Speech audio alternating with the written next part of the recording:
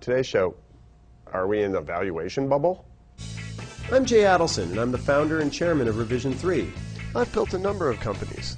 I've been hired as a CEO, and I've even been fired as one. For example, Equinix is a company I took public in 2000, and now has a market cap of over $4 billion. In 2008, I was incredibly honored to have been selected as one of Time Magazine's most influential people in the world. My goal is to pass on some of this knowledge to you, the budding entrepreneurs, and hopefully leave you with some words of wisdom. This episode of Ask Jay is brought to you by HostGator. Today's question comes from Ryan in New York City, who asks, I just read about Color raising $41 million on a $100 million post-money valuation. What gives? I know that when you read this stuff in the media, it just seems really bizarre. I mean, in the case of Color, you had a photo-sharing app, or at least what was perceived as a photo-sharing app, driving a crazy amount of money to be raised in the first place, and then what seems like an impossible valuation. So what's happening here? There's a psychology that happens during the raise itself that will generate a lot of these high valuations. Usually it's competition between investors for that investment. Something, in the case of Color, something that they were presenting to venture capitalists and to their investors was so compelling that there was a race for people to get into that deal. And so that's going to do two things. One, it's going to drive the valuation higher, but it's also going to encourage the entrepreneurs to say, hey, these are really great investors, maybe I should take more money because it's available to me. Using the rule of, well, if money's available, you should take it, a lot of entrepreneurs end up doing it, and they take way more money than they actually need. In general, not a great practice, because what you probably want to do is take as little as you can to ensure that you give away as little of the business as you can. Now, whether or not this is a bubble, I will tell you that in 2005, when we were raising money for DIG and Revision 3, in both of those cases there was a lot of competition for the deal. And while tempting to push the valuation up and obviously give away less of the company, it can hurt you in the long run, because if you have to raise another round of capital or sell the company, you definitely have to exceed that bar or multiple of that valuation in order to see a penny as a common stockholder.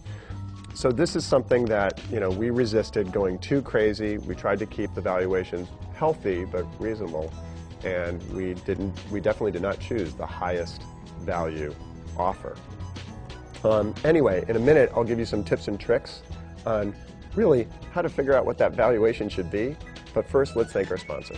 Looking for a place to launch a blog or a website? Frustrated with customer support at your current hosting provider? Go to HostGator and get up and running in minutes. With plans starting just at $3.96 a month, you get top-rated 24/7 customer support, access to tools, including a website builder with over 4,000 templates. HostGator will even migrate your current site for free. Servers are 130% powered by wind energy. It's completely green web hosting. Unlimited disk space, unlimited bandwidth, a 45-day money-back guarantee, a $100 Google AdWords credit to market your website. Right now, for Revision 3 viewers, HostGator is offering 25% off your order or your first month free. Go to www.hostgator.com and enter the code JAdelson at checkout to get your discount. So for today's homework assignment, you're trying to figure out what your valuation is. And you might be doing this for your first round, your second round, or any round. And there's a couple different ways to figure this out. One is figuring out what percentage of the company you actually are willing to give away. I know that in the earlier stages of your company, before prototype, it's reasonable to give away more of your company for less money. So you fit into these brackets, like $3, $7, or $10 million pre-money valuations, and you just sort of figure out which one of these brackets you fit into. It's not based on any complicated math. The other kinds of valuation really have to do with revenue multipliers, and I think that there are professionals who can actually help with this. But you figure out really what your revenue is or what your revenue will be, you multiply it by some number, and that's based on the market you're in and what comparable companies have been selling for, going public for, trading for in your space. And so these are the two buckets of figuring out value.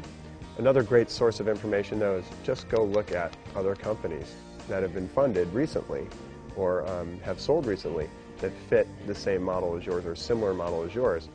And you can use those comparable, it's sort of like buying a home to figure out what your valuation is.